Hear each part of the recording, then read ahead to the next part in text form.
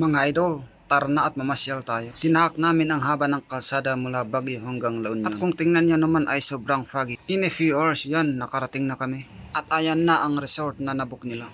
Maganda, malinis, at malayo sa mga marites. Mofamco Beach Resort pala ang tawag dito. Pag-ari ito ng kooperatiba kaya kadalasan mga miyembro ng kooperatiba ang napunta dito. Pero invited din ang mga non-members. Sa gilid nito ay may mga kubo. Ang mga kubo ay may mga silid tulugan para sa gustong mag-overnight stay. Liban sa silid ay syempre hindi mawala ang pwesto ng mga marites. Ang kubo na narentahan namin ay 6 na tao ang pwedeng mag-stay. Ang ilan sa mga kubo ay may 4 o 5 kama ang nasa loob. Kaya perfecto ito sa mga gustong mag-stay in overnight.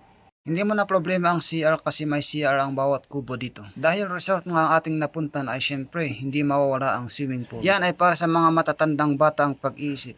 Kaya lang bawal daw kung lampas 30 kilos ang timbang. At syempre hindi mawawala ang shower area. Nakapalibot ang mga shower area sa pool kaya pwedeng magkakasabay. At syempre meron ding pool para sa mga matitino ang pag-iisip. O diba, saan ka pa? Pero syempre may mga rules na dapat sundin. Bawal umihi habang naliligo. May mga CR naman malapit sa pool. 3 to 6 feet lang naman ang lalim ng pool. At sa mga hindi marunong lumangoy ay kailangan ang parental guidance. Sarap magbabad sa pool kasi warm siya. Sa tabi ng pool ay andyan ang main hall para sa mga gustong mag-meeting. At maraming ihawan sa gilid-gilid kaya kung gusto mong mag-ihaw, ay mas maganda kung may baong ka para ikaw na lang ang magluto. At sa mga tinatamad ay pwede namang magpaluto. O diba sulit? At sa mga takot sa tubig may pesto kayo.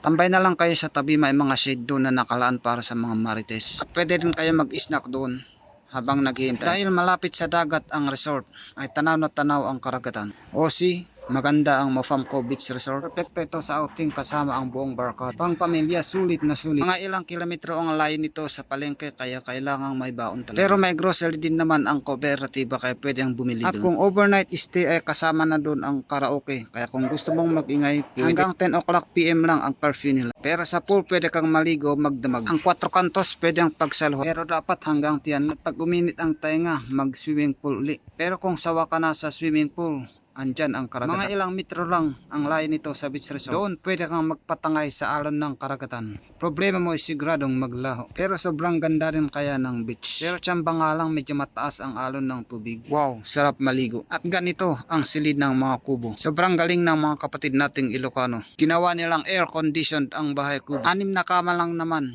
ang nasa loob ng kubo. Ang cute ng mga kama, kaya kung kasinlapad mo ang pintuan, hindi ka pwede dito. Tambay ka na lang sa labas, may pwesto naman ang mga marites doon. At kung makikita ninyo, yari lahat sa Timangkin nga Rabong. Hindi na problema ang init kasi may aircon naman. Kahit 6 na tawang pwedeng matulog dito, ay hindi na siguro amoy sardinas. Okay lang din naman kahit ganito ang bahay, na kahit gawa sa Timangkin nga Rabong, ay nakakatulog pa rin ng mahimbing. Ganyan kagaling ang mga kapatid nating mga Ilocano. Diskarte lang, naging pera ang kawayan. Hanggang dito lang po. Maraming salamat sa inyong lahat. Thank you and God bless.